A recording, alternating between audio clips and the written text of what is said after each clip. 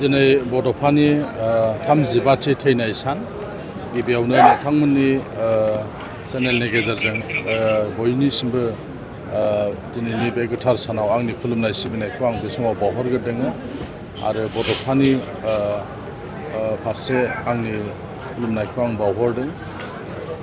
दिनैनि साना गमामायैनो मोनसे जारिमिनारि सान जाबावनो आरो थांबावगासिनो दङ।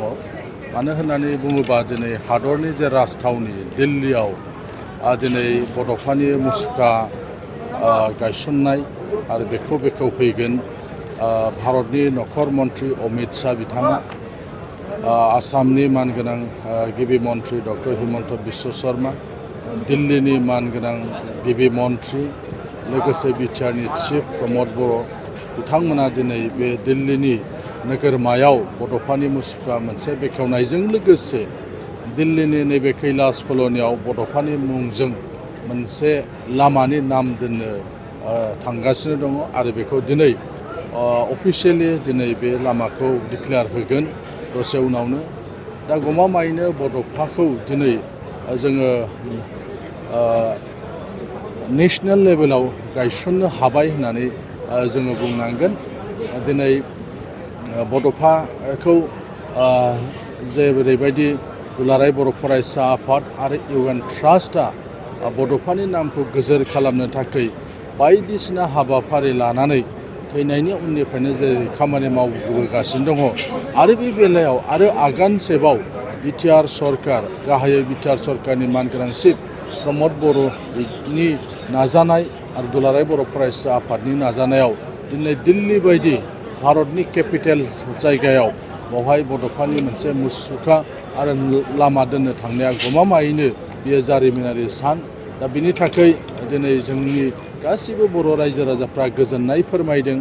दिनै दिल्लीयावल' नङा, सारा आसाम आरो जेराव जेराव बर' मानसिफोर दङ दिनैनि थैनाय सानखौ फालिदों आरो नैबे जे हाबाफारि बे हाबाफारिखौ आसामनि गुबुन गुबुन दाब दाब जायगायाव थोंजोङै नुनायनि जे बेबस्था बे बेबस्थाखौबो खालामदों। बयबो दिनै रंजानाय मोन्दों। खुनु दल संगठन फाराग लायाजासे, दिनै पलिटिकेल पार्टिबो फाराग लायाजासे बयबो जाहाथे दिनैनि बे सानाव बड'फानि मुसुखा जे बेखेवनाय जे हाबाफारि बे हाबाफारियाव थोंजोङै एबा खेंसालियायै बयबो जेन' बाहागो लायो आरो बेखौ मदद खालामो। बिनि थाखाय नोंथांमोननि जे चेनेल बे चेनेलनि गेजेरजों आं गासैबो बर' रायजो राजाफोरखौ खावलायहरदों। बेयो गमामायैनो बे जोंनि थाखाय मोनसे गिदिर देरहासारनाय होननानै जोङो बुंनांगोन।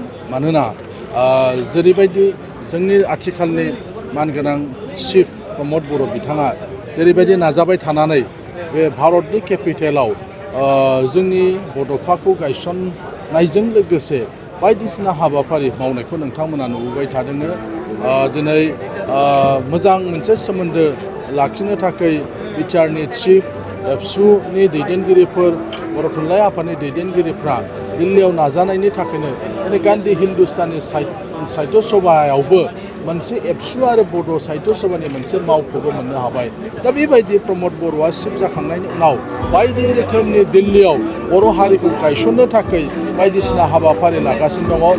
दिनै हयथ' गोबाङानो गोबां रोखोमै बिनि थाखाय नोजोर होदों जे बर'नि सासे दैदेनगिरिनि मुङाव दिल्लीयाव लामा जासिगोन, मुसुखा बाहाय गायसननाय जासिगोन, सोरबा सोरबा हिंसाबो खालामदों।